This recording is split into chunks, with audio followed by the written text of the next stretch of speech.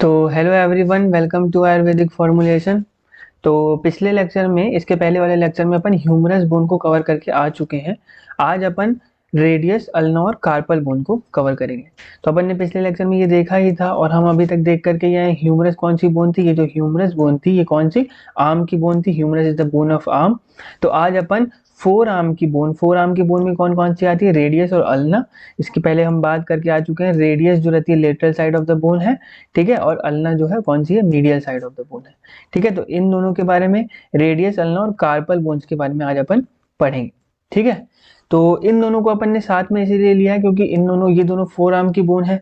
ठीक है, तो इन दोनों को अपन कंपेरेटिवली अगर स्टडी करेंगे तो ज्यादा अच्छे से इजीली समझ में आएगा। इसीलिए जैसे कंपेरेटिवली का मतलब कि अगर अपन पहले रेडियस और अल्ना के अपर एंड्स की बात करेंगे, फिर रेडियस और अल्ना के शाफ्ट की बात करेंगे, और फिर उसके बाद लोअर एंड की बात करेंगे। ठीक है, और जैसा कि आपको पता है कि अपर लिम्ब में तीन बोन्स, ह्यूमरस, रेडियस और अल्ना, और लोअर लिम्ब में तीन बोन कौन कौन सी, फीमर, टिबिया और फिबुला। ये सब क्या है, लॉन्ग बोन्स हैं। तो लॉन्ग बोन्स में अपन को क्या क्या पढ़ना पड़ता है, अपर एंड, शाफ्ट और लोअर एंड, ये तीन पार्ट ही पढ़ने पड़ते हैं। ठीक है, अपर एंड हो जाएगा, शाफ्ट हो जाएगा और लोअर एंड हो जाएगा। तो इन तीनों में अपन क्या क्या पढ़ेंगे, अपर एंड, शाफ्ट और फिर उसके बाद लोअर एंड को पढ़ेंगे। ठीक है, तो चलिए स्टार्ट करते हैं रेडियस और अल्ना से। तो radius it is the lateral bone of the phone of, ये अपन देख के आ चुके हैं। इतनी देर से अपन इसी को बात कर रहे हैं और हमेशा बात करते हैं कि लेटरल साइड की बोन कौन सी है, फोर आर्म की कौन सी है, तो रेडियस है, लेटरल बोन है। ठीक है, और अल्ना क्या है, it is the medial bone of the four arm. ठीक है, उसके बाद homologous with the tibia of the lower limb. Homologous word का मतलब समझ लीजिए पहले। होमोलोगस मतलब क्या होता है, having a same basic structure and position. ठीक है, जिसमें पोजीशन और स्ट्रक्चर दोनों सेम रहते हैं उसे होमोलोगस कहा जाता है। पोजीशन और स्ट्रक्चर का मतलब समझिए कि जैसे ये अपन की क्या है, रेडियस जो है लेटरल बोन है, तो रेडियस यहाँ से क्या होगा, थम होगा। ठीक है, तो पोजीशन रेडियस के एंड पे क्या होगा, थम होगा, और टीबिया जो रहता है, टीबिया के एंड पे क्या होगा, वहां पे टो होगा। ठीक है, तो सेम पोजीशन है और सेम स्ट्रक्चर। सेम स्ट्रक्चर कैसा, अपन ने अभी बात करी कि अपर एंड रहता है, शाफ्ट रहता है और लोअर एंड रहता है, क्योंकि ये सब लॉन्ग बोन्स हैं। ठीक है, तो सेम स्ट्रक्चर है कि अपर एंड है, शाफ्ट है और लोअर एंड है, और सेम पोजीशन कि इसके एंड पे हमारा क्या नाम है, थम आता है, और उसके एंड पे क्या रहता है, हमारा टो आता है। ठीक है, तो it is homologous to the tibia of the lower limb, और इट इज अल्ना क्या रहता है, it is homologous to the fibula of the lower limb. ठीक, उसके बाद मॉडर्न के अकॉर्डिंग इन दोनों को लॉन्ग बोन कहा जाता है। अल्ना को भी लॉन्ग बोन कहा जाता है और रेडियस को भी लॉन्ग बोन कहा जाता है। अकॉर्डिंग टू आयुर्वेद अगर दोनों लॉन्ग बोन है तो नलक क्या रहता है, लॉन्ग बोन्स ही होती हैं। ठीक है, तो दोनों को क्या कहा जाता है, नलक के अंतर्गत रखा गया है। उसके बाद दोनों में तीन तीन पार्ट रहते हैं, अपर एंड, शाफ्ट और lower and, upper and, shaft और लोअर एंड। ठीक है, तो ये कुछ बेसिक इंफॉर्मेशन थी रेडियस और अल्ना की। सबसे पहले तो ये दोनों कौन सी, फोर आर्म की बोन्स हैं। फोर आर्म में भी लेटरल साइड की बोन कौन सी है, रेडियस है, और मीडियल साइड की बोन कौन सी है, अल्ना है। रेडियस जो रहता है homologous to the tibia of the lower limb, और ulna is homologous to the fibula of the lower limb. ये दोनों क्या है, लॉन्ग बोन से नलक के अंतर्गत रखा गया। इसमें तीन पार्ट्स रहते हैं, अपर एंड, शाफ्ट और लोअर एंड। अपर लिम्ब की तीन बोन्स कौन कौन सी, ह्यूमरस, रेडियस और अल्ना, और लोअर लिम्ब की तीन बोन कौन सी, फीमर, टिबिया और फिबुला। ठीक है, इन सबको अपन को मतलब तीन पार्ट में ही पढ़ना है।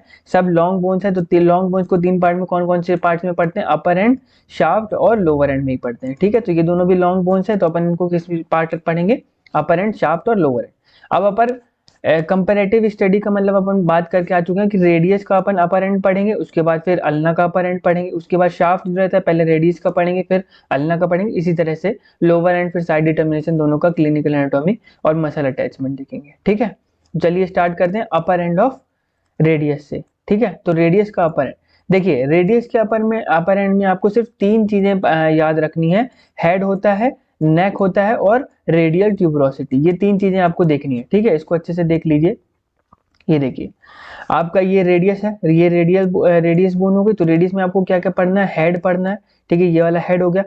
हेड के नीचे एक कॉन्स्ट्रिक्टेड पार्ट रहता है जिसे अपन नेक कहते हैं, और नीचे एक रेडियल ट्यूबरोसिटी, ट्यूबरोसिटी यानी कि उभार रहता है। ठीक है, तो उसे रेडियल ट्यूबरोसिटी कहते हैं। रेडियस में एक उभार रहता है, इसलिए इसे क्या कहते हैं, रेडियल ट्यूबरोसिटी कहते हैं। तो ये अपर एंड ऑफ द रेडियस में अपन को तीन चीजें पढ़नी, हेड, नेक और रेडियल ट्यूबरोसिटी। ठीक है, तो हेड को बारे में सबसे पहले देखते हैं। हेड क्या है, it is a disc shaped, दिखाई दे रहा होगा आपको, डिस्क शेप्ड है। सुपीरियर सरफेस कैसी रहती है, कॉनकेव। कॉनकेव अपन बात करके आए जिसमें कर्व जो रहता है अंदर की तरफ से, तो इसका जो सुपीरियर सरफेस है ये कॉनकेव रहती है, यानी कि इसके अंदर अंदर की तरफ एक गड्ढा रहता है। किसके लिए गड्ढा रहता है, तो for the articulation of the capitulum. ठीक है, ये अपन ह्यूमरस में पढ़ करके आ चुके हैं कि ह्यूमरस बोन जो थी, ठीक है, ह्यूमरस बोन जो थी उसमें अपन के lower end of the humerus में दो पार्ट थे, आर्टिकुलेटिंग और नॉन आर्टिकुलेटिंग सरफेस में डिवाइड किया गया था। आर्टिकुलेटिंग पार्ट कौन कौन से थे, तो ये अपना कैपिटुलम था और ट्रोक्लिया था। ठीक है, तो अपन ये बात करके आ चुके हैं ह्यूमरस के लोअर एंड में। अगर आपको नहीं याद है तो आप उसे जाकर के देख लीजिएगा। तो ह्यूमरस के लोअर एंड में आर्टिकुलेटिंग सरफेस थी और non articulating surface. Articulating part में कौन कौन से थे, कैपिटुलम था और ट्रोक्लिया। इसे आर्टिकुलेटिंग क्यों कहा जा रहा था, ये भी हम पढ़ के आ चुके हैं कि इसे इसलिए आर्टिकुलेटिंग कहा जा रहा था क्योंकि ये हमेशा जो रहते हैं कॉन्टेक्ट में रहते हैं और दूसरा ज्वाइंट फॉर्मेशन में मदद करते हैं, इसीलिए इसे कैपिटुलम आर्टिकुलेटिंग सरफेस कहते हैं। अब इसके आर्टिकुलेटिंग सरफेस में कैपिटुलम और ट्रोक्लिया है। ठीक है, तो इसकी जो रेडियस का जो हेड है ये किससे आर्टिकुलेट होता है, कैपिटुलम से। इसकी अपन ने ट्रिक भी बात करी थी पिछले वाले लेक्चर में, सी आर। सी आर क्या होता है, क्लास रिप्रेजेंटेटिव। सी आर से अपन ने क्या देखा था, सी स्टैंड फॉर कैपिटुलम और आर स्टैंड किसके लिए करता है, रेडियस के लिए। तो रेडियस का जो हेड होता है वो किस में जाकर के आर्टिकुलेट होता है, कैपिटुलम में आर्टिकुलेट होता है। ठीक है, और अगर दूसरा बच गया उसके बाद दूसरा कौन सा होगा, तो ट्रोक्लियर। ट्रोक्लियर किस में आर्टिकुलेट होगा, ट्रोक्लियर नॉच में आर्टिकुलेट होता है। तो इतनी बात अपन करके आ चुके हैं पिछले लेक्चर में। ठीक है, जब अपन ने ह्यूमरस पढ़ा था। तो रेडियस का जो अपर एंड रहता है, ठीक है, ये क्या नाम है, डिस्क शेप्ड रहता है। हेड जो रहता है वो डिस्क शेप्ड रहता है। इसकी जो सुपीरियर यानी कि ऊपर की सरफेस रहती है वो कॉनकेव रहती है। और किसके लिए कॉनकेव रहती है, for the articulation of capitulum of the humerus. और क्या बनाता है, एल्बो जॉइंट बनाता है। उसके बाद the circumference of the head is also articulated. अब इसको अच्छे समझिएगा, देखिए यहाँ पर अपन ने ट्यूबरोसिटी देखी थी, रेडियल ट्यूबरोसिटी। रेडियल ट्यूबरोसिटी किस में रहती है, देखिए ट्यूबरोसिटी यानी कि उभार।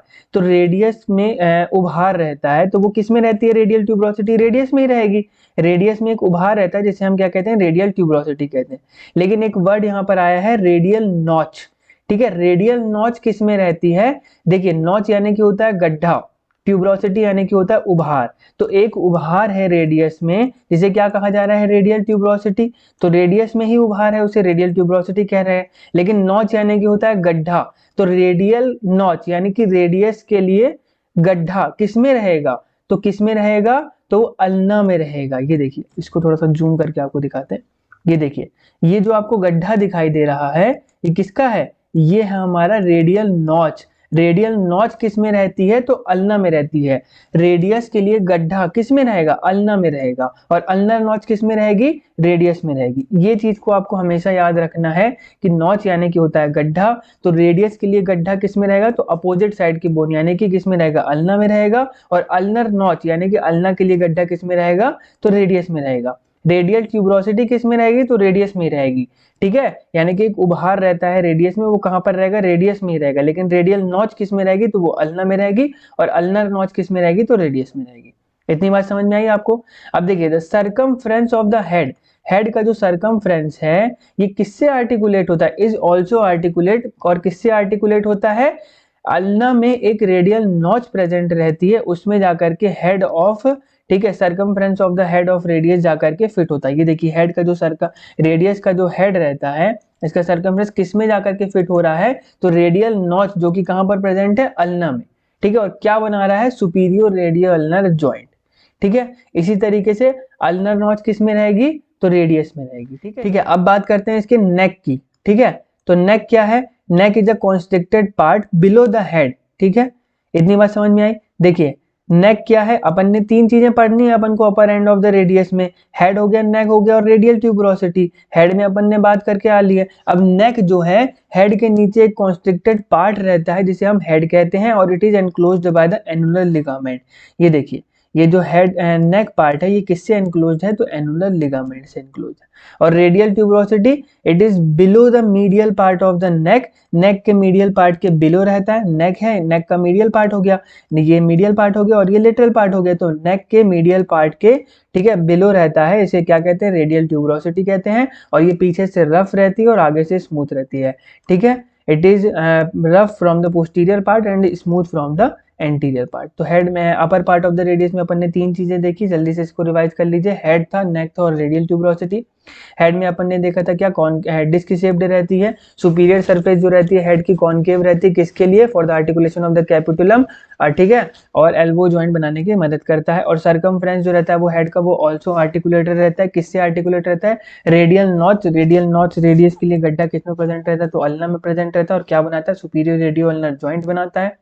नेक क्या है, तो एक कॉन्स्ट्रिक्टेड पार्ट रहता है बिलो द हेड और it is enclosed by the annular ligament, ये आपको दिख रहा होगा इमेज में, ठीक है। उसके बाद radial tuberosity, just below the medial part of the neck, neck के मीडियल पार्ट के जस्ट बिलो क्या रहता है, रेडियल ट्यूबरोसिटी, एक उभार रहता है जिसे हम रेडियल ट्यूबरोसिटी कहते हैं, और ये पीछे से रफ रहती है और आगे से स्मूथ रहती है। अब बात करते हैं अपर एंड ऑफ अल्ना की, ठीक है। तो इसमें आपको 2 प्रोसेस पढ़नी है और 2 नॉच पढ़ने हैं। 2 प्रोसेस कौन कौन सी पढ़नी है, देखिए ये जो ऊपर वाली प्रोसेस है इसे हम क्या कहते हैं, ओलिक्रैनियल प्रोसेस कहते हैं, ठीक है। और जो नीचे वाली प्रोसेस रहती है उसे हम क्या कहते हैं, कोरोनॉइड प्रोसेस कहते हैं। इसको हम ह्यूमरस में भी पढ़ करके आ चुके हैं बहुत अच्छे से कि ओलिक्रैनियल प्रोसेस जो रहती है, ओलिक्रैनियल फोसा ऑफ द क्या नाम है, ह्यूमरस में जाकर के फिट होती है, और कोरोनॉइड प्रोसेस जो रहती है, कोरोनॉइड फोसा ऑफ द क्या नाम है, ह्यूमरस में जाकर के फिट होता है, ठीक है। तो 2 प्रोसेस है इसमें, कौन कौन सी, ओलिक्रैनियल प्रोसेस और कोरोनॉइड प्रोसेस। ओलिक्रैनियल ऊपर वाला रहता है ये, और नीचे वाला जो रहता है वो कोरोनॉइड प्रोसेस रहता है। और इसमें 2 नॉच रहती हैं, एक ट्रोक्लियर नॉच रहती है जिसमें ट्रोक्लियर जाकर के फिट होता है, ये अपन ने देखा। 2 आर्टिकुलेटिंग पार्ट थे इसमें, कैपिटुलम था और ट्रोक्लियर था। कैपिटुलम किससे आर्टिकुलेट हो रहा था, हेड ऑफ द रेडियस से, ठीक है। और जो बची हुई थी जो ट्रोक्लियर थी वो किससे आर्टिकुलेट होती है, अल्ना में एक ट्रोक्लियर नॉच रहती है जिससे आर्टिकुलेट होती है, ठीक है। और दूसरी अपन ने अभी अभी जस्ट बात करी रेडियल नॉच, तो रेडियस के लिए गड्ढा किस में रहेगा, तो अल्ना में रहेगा, ठीक है। तो अपन को इनके बारे में पढ़ना है। तो सबसे पहले देखते हैं ओलिक्रैनियल प्रोसेस, ठीक है। Olecranial process upper part of the क्या नाम है, अल्ना है। ये भी अब अपन ने देखा कि ऊपर वाला जो था वो ओलिक्रैनियल प्रोसेस था। प्रोजेक्ट्स अपवर्ड, ठीक है, ये ऊपर की तरफ जाता है और इसमें 5 सरफेस रहती है, कौन कौन सी, सुपीरियर, एंटीरियर, पोस्टीरियर, मीडियल और लेटरल। उसके बाद कोरोनॉइड प्रोसेस है, तो कोरोनॉइड प्रोसेस जो रहती है ओलिक्रैनियल प्रोसेस के नीचे रहती है, बिलो द ओलिक्रैनियल प्रोसेस, और ये कैसे रहती है, प्रोजेक्ट्स फॉरवर्ड, आगे की तरफ रहती है, ठीक है। ओलिक्रैनियल प्रोसेस अपवर्ड प्रोजेक्टेड रहती है और कोरोनॉइड प्रोसेस फॉरवर्ड प्रोजेक्टेड रहती है, ठीक है, आगे की तरफ। और इसमें 4 सरफेस रहती हैं, ओलिक्रैनियल सरफेस की पोस्टीरियर सरफेस को अगर आप हटा देंगे तो बाकी चारों सरफेस इसमें रहती है, ठीक है। तो इतनी समझ में आई, 2 प्रोसेस अपन ने बात कर ली। उसके बाद 2 नॉच, 2 नॉच कौन कौन सी होती है, ट्रोक्लियर नॉच होती है और रेडियल नॉच होती है, ठीक है। ट्रोक्लियर नॉच किससे आर्टिकुलेट होती है, तो ट्रोक्लिया ऑफ द ह्यूमरस से, और क्या बनाती है, एल्बो जॉइंट बनाती है। और रेडियल नॉच किससे आर्टिकुलेट होती है, हेड ऑफ द रेडियस से, यह भी अपन ने बात करी, और क्या बनाती है, सुपीरियर रेडियो अल्नर जॉइंट बनाती है, ठीक है। तो अपर एंड ऑफ अल्ना भी अपन ने बात कर ली, इसमें 2 प्रोसेस थी और 2 नॉच थी। 2 प्रोसेस कौन कौन से थे, ओलिक्रैनियल और कोरोनॉइड प्रोसेस। ओलिक्रैनियल प्रोसेस जो था, ठीक है, ये जो था अपर पार्ट ऑफ द अल्ना बना रहा था, ये अपर पार्ट ऑफ द अल्ना बना रहा था, और ये किधर, प्रोजेक्ट्स अपवर्ड, और इसमें 5 सरफेस थी, सुपीरियर, एंटीरियर, पोस्टीरियर, मीडियल और लेटरल। और कोरोनॉइड प्रोसेस जो रहती है below the olecranial process, forward projected रहती है, 4 सरफेस रहती है। ओलिक्रैनियल प्रोसेस से पोस्टीरियर सरफेस को हटा देंगे तो बाकी की 4 सरफेस इसमें रहती हैं, ठीक। उसके नॉच, तो ट्रोक्लियर नॉच है और रेडियल नॉच है। ट्रोक्लियर नॉच किससे आर्टिकुलेट होती है, ट्रोक्लिया ऑफ द ह्यूमरस से, और क्या बनाती है, एल्बो जॉइंट। और radial notch head of the radius से आर्टिकुलेट होती है और क्या बनाती है, सुपीरियर रेडियो अल्नर जॉइंट।